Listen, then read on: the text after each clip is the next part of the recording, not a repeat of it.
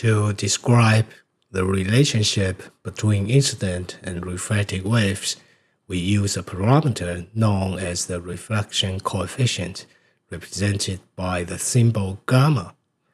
The reflection coefficient describes what ratio of the incident wave is reflected.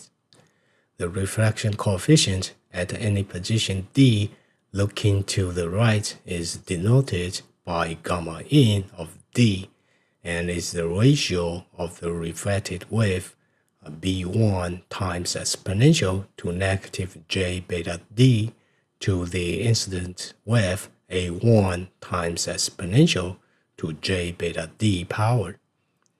This ratio b1 over a1 is also known as gamma 0.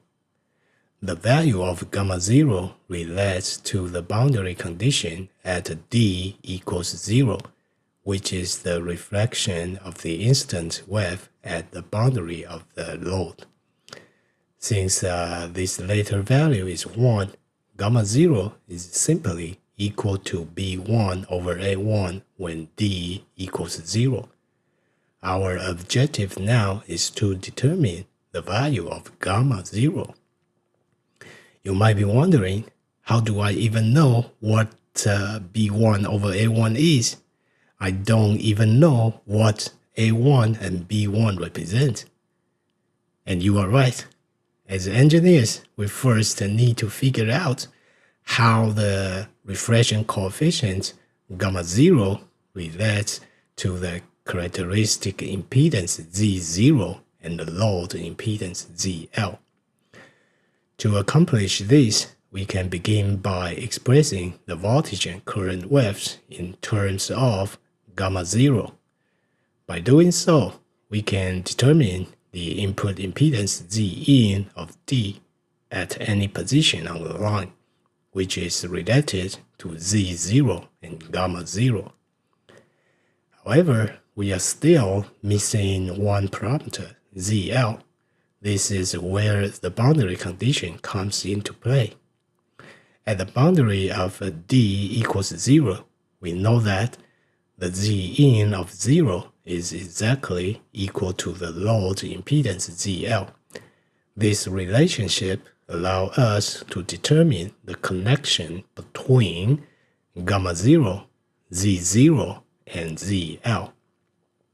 Specifically, gamma 0 is equal to the difference between ZL and Z0 divided by their sum. Since we now have a relationship between gamma 0 and the impedances, we don't need to know the exact value of B1 over A1. The refraction ratio of the wave can be expressed in terms of circuit parameters, which is very useful. When the Z0 of the line is exactly the same as the load impedance ZL, we'll find that gamma 0 is 0, indicating no reflection. This is called a matched line, where the characteristic impedance of the line is exactly equal to the load impedance at the end. The ratio of reflection can also be described by the return loss, which is the reflection coefficient represented in dB. For example, if there is a half of wave reflected, that is, gamma is equal to 0.5, and the return loss is 6 dB. In addition, the VSWR can be related to gamma. And we also know that when there is more reflection, a higher VSWR will be. When there is no reflection, gamma will be 0 and VSWR will be equal to 1, which means the wave amplitude is constant everywhere on the line.